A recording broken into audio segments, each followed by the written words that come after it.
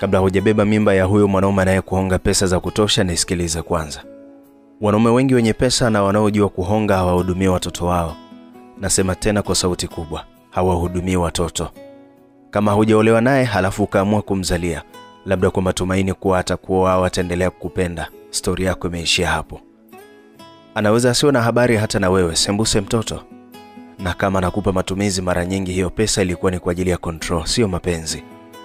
Wasichana wengi hujidanganya kwamba mwanaume mwenye pesa anapokupa hela anamaanisha anakupenda. Hapana. Mwanaume mwenye pesa anakupa hela ili akudhibiti, akuweke kwenye hali ya utegemezi, uwe huna uwezo wa kuishi bila yeye. Yaani anataka ukimwacha maisha yako yasimame. Anakulipia kodi ya 200,000 au milioni 1 kwa mwezi. Kesho anatembea na rafiki yako. Lakini kila ukijaribu kumkazia unajiambia, bora nivumilie kuliko nirudi kwenye chumba cha 30,000. Yaani unavumilia machungu kwa sababu ya maisha mazuri aliyokutengenezea. Ukibeba mimba tu, hapo basi tena.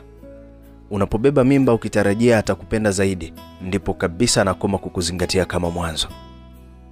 Anajua tayari una mtoto wake, anajua huna pa kwenda. Na sasa unajikuta unateseka kimya kimya, unahangaika, unateseka, lakini mwisho wa siku unarudi kwake mwenyewe. Binti, umeshafungwa kwenye minyororo ya kimahusiano ya mateso. Kama unatembea na mwanaume, iwe mume wa mtu au kijana, na unawaza kuzaa naye, jiandae kulea mtoto wako mwenyewe bila kutegemea ndoa. Ukiingia kwenye mimba bila maandalizi, utawasumbua ustawi wa jamii na utavuna kilio. Utasikia mwanaume anasema, sina hata 100 ya kutoa msaada. Ukizaa kwa sababu umejiandaa, si kwa sababu mwanaume ana pesa. Ni kweli, kuna baadhi ya wanaume wana hela nyingi na wanahudumia watoto wao vizuri, lakini hao ni wachache, ni bahati nasibu tu. Na swali ni moja tu, je, kizazi chako ni cha kufanyia bahati nasibu? Fikiria, kama huyo mwanaume anayekupa hela akikutema, umejiandaa vipi? Wanaume wa pesa hawakupi pesa kwa sababu ya mapenzi, wanakupa kwa sababu ya control. Ni muda wa kuwa na macho ya kuona mbali. Usiruhusu bata za sasa zikugharimu maisha yako ya baadaye. Zingatia haya kama unapenda maisha yako, kizazi chako na heshima yako. Usibebe mimba kwa matumaini, beba mimba kwa maandalizi. Unaweza ukipata kitabu hiki cha Penzi Livunjalo Mizani.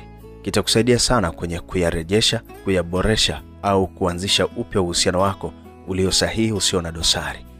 Gharama za kitabu na namna kukipata kama unavyoziona kwenye hilo bango la tangazo la kitabu. Usisahau kunifollow ili uendelee kupata updates na masomo mapya yatakapowekwa hapa. Mimi ni Mtia Moyo. Uwe na wakati mwema.